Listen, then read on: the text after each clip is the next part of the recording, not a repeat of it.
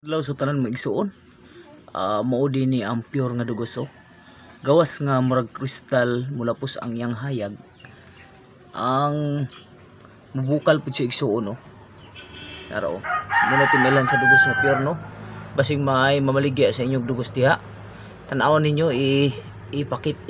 kuha ninyo sa adlaw kung mulapos ba ang hayag no.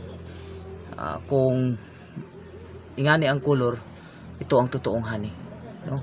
Iba't iba ang color pero tingnan yung mabuti kung para ba siyang kristal na tatagos yung ilaw sa kabila no, lalo na't iharap nyo sa araw no. So, no, tapos bumubula siya yan, bula kasi hindi pa to niluluto no.